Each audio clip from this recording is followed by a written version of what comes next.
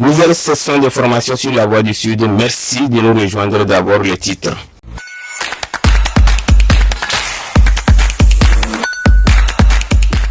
Le du dépôt des armes par la faction de Yaka du mouvement des forces démocratiques de la Casamance MFDC, célébré cette semaine à Biona. Plusieurs organisations de la société civile ont marqué leur présence par des messages de paix et de rappel des engagements pris par l'État et la faction en 2023. On fait le point.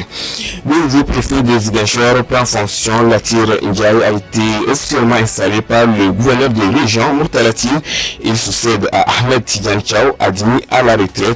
On en parle également. Et puis, on va dans les îles de la basse Casamance où 2 journées de consultations médicales gratuites ont été organisées pour venir en aide aux populations insulaires. Le dossier de Alassane Diédhiou à suivre.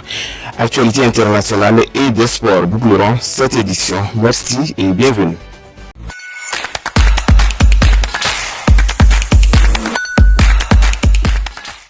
Merci à tous. J'ai annoncé tantôt le 3e anniversaire du dépôt des armes par la faction de Yaka du mouvement des forces démocratiques de la Casamance MFDC a été célébré à Bignona cette semaine. Les organisations de la société civile ont marqué leur présence par des messages de paix et des rappels des engagements pris par l'État et la faction en 2023. Compte rendu de cette cérémonie avec Salim Total et Kevin Guémé. C'est aussi un moment de rappel des engagements tenus entre l'État du Sénégal et le rapport Yaka pour dire que les deux parties ont respecté leurs engagements. Si je parle de l'État du Sénégal a respecté ses engagements. Yaka également a respecté les engagements. Comme je l'ai dit, il y a des engagements qui sont tout de suite réalisés, mais il y a des engagements qui se poursuivent, qui doivent mériter une réflexion technique, et je pense que je vais parler de la question de désenclavement. La question d'un programme de développement socio-économique, le programme d'accompagnement des ex-combattants dans les activités socio-professionnelles pour qu'ils deviennent plus autonomes, qu'il n'ait plus besoin, dans les 2 années à venir, le besoin de la contribution de l'État. C'est des engagements que l'État avait pris avec Yaka. Aujourd'hui, c'est réalisé. Et Yaka n'a pas pensé seulement aux combattants, mais il a pensé aux populations impactées. Donc, c'est pourquoi vous allez voir que dans les 30 communes de la région de Ziguinchor, on a ce nombre-là. Mais je disais tout à l'heure également qu'il faut de l'équité. Donc, il faut penser à Sédhiou et il faut penser à Kolda. Donc, nous, on peut dire aujourd'hui, on évalue pour dire réellement aujourd'hui que l'État a fait des efforts, Yaka a fait des efforts. Il y a des efforts qui demandent des programmes, des trucs lourds et qui sont en cours de réflexion. L'autre question qu'on doit accélérer également, c'est l'accompagnement de ces ex-combattants. Parce que l'USAID avait pris l'engagement de poursuivre, mais on a vu la décision de Trump tout de suite. Cet accompagnement a été tout de suite bloqué et arrêté, ce qui fait que l'État doit poursuivre, doit prendre le relais vraiment de leur accompagnement. Et c'est le lieu pour nous également de remercier parce que le chef de l'État nous a reçus et nous avons parlé des défis. Et aujourd'hui, l'autre défi, c'est, après les engagements, les défis qui nous restent aujourd'hui, c'est comment poursuivre les négociations avec les autres fronts, factions ou groupes ou coalitions. Parce que c'est important pour que nous puissions parachever, se poursuivre avec eux pour parler d'une paix totale, d'une paix globale. Ici, il n'y a qu'une partie du MFDC qui a signé les accords. Donc, on a au nord des groupes ou bien le front ou les factions qui restent. Et on a au sud, et nous pensons que notre souhait, c'est qu'à travers cette édition, qu'ils puissent entendre notre appel, notre cri de cœur, notre demande, que l'État et eux, ils puissent continuer ou poursuivre les négociations pour signer les accords et ensuite rejoindre le groupe pour qu'on puisse célébrer les accords de paix signés entre l'État du Sénégal et le MFDC. Merci Salim Total. Le nouveau préfet de Ziguinchor a été officiellement installé cette semaine par le gouverneur de région Murtalatine. Latir Ndiaye succède à Ahmed Tidiane Chao, admis à la retraite. Le préfet sortant a fait son bilan au micro de Alassane Diédhiou. En vertu des pouvoirs qui nous sont conférés, je vous installe officiellement dans vos fonctions de préfet du département de Ziguinchor. Monsieur le gouverneur de la région de Ziguinchor, je voudrais vous témoigner d'ores et déjà tout le respect, la disponibilité, la loyauté que vous m'imposez, les missions que je dois désormais exercer sous votre autorité, en espérant pouvoir compter sur votre soutien. En votre qualité de représentant du ministre de l'Intérieur et de la Sécurité publique, le délégué du président de la République, je vous prie de bien vouloir me transmettre l'expression de ma profonde gratitude pour m'avoir effectivement proposé et nommé aux fonctions de maire du département de Ziguinchor à l'issue du Conseil des ministres du 15 avril 2026.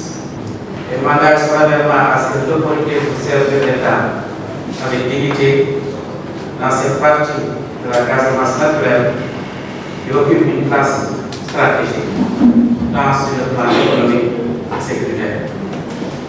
Monsieur le gouverneur, mesdames et messieurs, je ne peux aller plus loin sans exprimer toute ma gratitude aux populations de Ziguinchor, surtout à toutes les personnalités ici présentes pour le chaleureux accueil qui m'a été réservé. L'Association pour le développement de Goudomp ADG a organisé une journée de consultation médicale gratuite pour venir donc en aide aux populations de la localité. Elle a été marquée par des dons de médicaments et une mobilisation citoyenne. C'est ce que nous dit notre correspondant Saf Badé. À l'occasion de la journée de consultation gratuite organisée par l'Association pour le développement de Goudomp, plus de 200 patients ont bénéficié des consultations dans de différentes pathologies. Nous sommes vraiment enchantés d'être là aujourd'hui en guise de donner des soins de qualité à la population de Goudomp. Ce matin, nous sommes à 250 patients consultés. Les types de maladies les plus fréquentes diagnostiquées aujourd'hui, c'est les asthéas mal suivis, les diabètes, les rhinites allergiques, les syndromes grippales et les pathologies ophtalmologiques. Conscient de l'enjeu, l'Association pour le développement de Goudomp s'est fixé comme objectif de donner aux populations des soins de santé de qualité. Notre objectif, c'est de tout donner pour Goudomp. C'est pour cela que nous avons pris l'initiative là. Nous sommes conscientes des pathologies qui existent dans le département. Donc, c'est une obligation pour nous d'organiser ces genres de journées au bénéfice de la population qui nous a vus naître.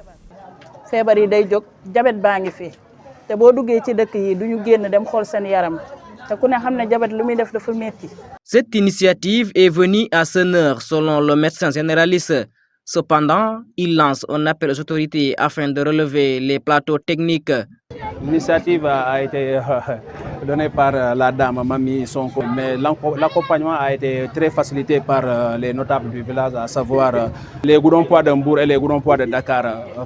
Personne n'est resté en rate, quoi. Vraiment. C'est une situation, c'est une première et nous lançons un appel solennel aux autorités compétentes pour qu'ils puissent s'investir davantage dans la zone pour mieux essayer de relever le plateau technique. Cette journée de consultation gratuite est venue pour redonner le sourire aux Goudompois. Les populations attendent la pérennisation de l'initiative. Merci Salif Baldé. Dans le souci d'améliorer l'accès aux soins de santé dans les zones enclavées, l'association Les Amis des îles de la Basse Casamance a organisé une journée, 2 journées plutôt, de consultation médicale gratuite pour venir en aide aux populations insulaires. Des médicaments ont été distribués. Je vous propose ces dossiers signés à la Sanguédiou. Dans le cadre de sa mission visant à offrir des soins de santé de qualité aux populations des villages les plus reculés, l'association Les Amis des îles de la Basse Casamance a organisé 2 journées de consultation médicale et de distribution gratuite de médicaments dans le village d'Efok, situé dans le département d'Oussouye, commune de Santiago-Manjac. Nous sommes une association qui intervient dans la santé, l'éducation, l'environnement.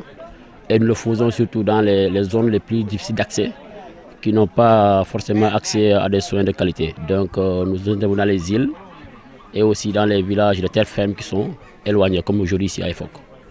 Donc c'est des activités que nous faisons tous les ans. L'année dernière, nous avons été à Sifoka, où nous avons fait une consultation gratuite avec don de médicaments. Et cette année, nous sommes ici à EFOC. Et donc, c'est notre première journée de consultation. Et là, vous voyez qu'il y a beaucoup de monde déjà. Il est 11h, presque midi. Nous sommes presque à 300 inscrits. Et nous comptons le faire jusqu'à l'après-midi et demain aussi, dans la journée. Nous avons travaillé avec les populations en amont, avec des gens qui vivent ici, qui ont fait la publicité, qui sont partis de village en village et même les villages environnants de la frontière. On sait que nous sommes à la frontière entre le Sénégal et la République de Guinée-Bissau. Donc les villages environnants comme Kassolor et autres, ils sont tous là pour profiter de la consultation. Comme à l'accoutumée, l'association a fait appel à des spécialistes de la santé de Ziguinchor pour l'accompagner dans ses actions humanitaires au profit des populations locales. Nous sommes aujourd'hui à EFOC dans le cadre d'une consultation gratuite plus don de médicaments, accompagner l'équipe médicale et accompagner des médecins venant de l'association Ziguinchor Médical qui est composée de plusieurs spécialistes. Nous avons un gynécologue, des cardiologues, des médecins généralistes, des sages-femmes et la radiographie. Les consultations qui sont en train de se faire actuellement, c'est les consultations générales. Il y a la pédiatrie, il y a la gynéco, l'échographie qui est là et l'ECG. Depuis ce matin, nous avons constaté une forte influence de la population. Ils sont sortis en masse, qui tournent autour de 300 inscrits sur la liste pour la consultation. Déjà, depuis ce matin, les pathologies que nous rencontrons dans nos consultations, ce sont les pathologies cardiovasculaires, notamment l'hypertension artérielle. Du côté des personnes âgées, nous avons également les algies diffuses, les neuropathies périphériques. Chez les enfants, nous avons les pathologies pulmonaires, également les infections gynécologiques. Il y a également un don de médicaments qui se suit, un engagement positif du côté de l'équipe médicale et des membres de l'association des Amis des îles de la Basse-Casamance. A rappeler que cette association, à travers le soutien de ses partenaires, intervient dans plusieurs domaines. L'association œuvre dans plusieurs domaines, mais on a les domaines, on va dire les principaux domaines sont souvent la santé et l'éducation. On l'a dit tout à l'heure. L'année dernière, on a participé avec d'autres aussi partenaires. Nous avons participé à la réfection de l'école primaire de Djembérin, une école centenaire. Nous avons été à Sifoka et cette année ici, nous comptons aussi aller vers les îles Nyomoun. Donc Nyomoun, quand on dit Nyomoun, il y a beaucoup d'îles qui sont à côté. Nous avons Haer, Bakasouk, Djogé, toutes ces îles-là, Hitou, beaucoup de personnes nous y seront et nous espérons que nous pourrons atteindre cet objectif-là. Nous avons aussi d'autres projets qui sont en cours. C'est des projets pour le bien de nos concitoyens, de la population de la Basse-Casamance. Et les partenaires, comme vous l'avez dit, nous en avons. Petrosen, qui font partie de nos partenaires. Nous avons la LONASE. Nous avons aussi les gens comme la SAR et d'autres. Donc, en tout cas, nous ne sommes pas fermés. Et je pense que lorsque les gens verront ce que nous faisons concrètement, ils sauront que nous ne faisons pas des choses pour s'amuser, quoi. C'est vraiment des choses sérieuses et qui ont du sens et qui ont un impact réel. Merci Alassane Diou pour donc ce dossier. Sans transition, nous passons sur l'actualité nationale. C'est avec Aïcha Sall. Bonjour et bienvenue sur les actualités nationales de la semaine. Koungheul, une adolescente de 15 ans, élève en classe de 4e, a été interpellée après avoir abandonné son nouveau-né derrière le quartier Campement. Les faits remontent au 10 mai 2026 lorsque le bébé a été découvert. L'enquête a rapidement orienté les soupçons vers la jeune fille après plusieurs jours de recherche infructueuses. Son père s'est finalement présenté au commissariat le 14 mai 2026 avec elle. Interrogée, l'adolescente a reconnu les faits. Elle a été remise à la brigade territoriale de Koungheul pour la suite de l'enquête. Et puis, à Warang, la population est sous le choc après la découverte du corps sans vie de la jeune fille disparue. Après être allée à la boutique, son corps a été retrouvé le lendemain dans un bâtiment présentant, selon les premiers constats, elle aurait été violée puis tuée avant d'être jetée dans un trou. Enfin, la lutte contre le commerce illicite du tabac au Sénégal reste un défi majeur. Les autorités et acteurs engagés dénoncent la contrebande, la montée de la cigarette électronique et les stratégies de contournement de l'industrie du tabac. C'est tout ce qu'on pourrait retenir de l'actualité nationale. Merci Aïcha Sall, et à l'instant c'est avec donc Sid Guémé pour l'actualité internationale. Bienvenue dans la page internationale. Une épidémie d'Ebola est déclarée dans la province de l'Ituri, dans l'est de la République démocratique du Congo, région en proie à des conflits armés, a annoncé ce 15 mai 2026 à Addis Abeba, l'Africa CDC, l'agence sanitaire de l'Union africaine UA. En Mauritanie, les autorités et les défenseurs des droits humains, une délégation de l'organisation américaine Abolition Institut s'est vu refuser l'entrée à Nouakchott. Elle venait rendre hommage à Boubacar Messaoud, figure historique de la lutte contre l'esclavage, récemment décédé. Un rejet sans motif qui inquiète une fois de plus la société civile. L'armée nigériane a dénoncé le 14 mai 2026 dans un communiqué un rapport trompeur et des chiffres non vérifiés à propos des accusations de frappes aériennes qui auraient fait plus d'une centaine de victimes civiles, selon l'Amnesty International, le 10 mai 2026 sur un marché bondé de l'État de Zamfara au nord-ouest du Nigeria. Le Haut Commissariat de l'ONU pour les droits de l'homme, de son côté, réclame une enquête impartiale pour rétablir les responsabilités. C'est tout ce qu'on peut retenir sur l'actualité hors de nos frontières. Merci, Amidou Diourou. Merci, Sergio. Nous passons au sport. Nous sommes avec Lansana Guémé. Bonjour. Bonjour Amidou.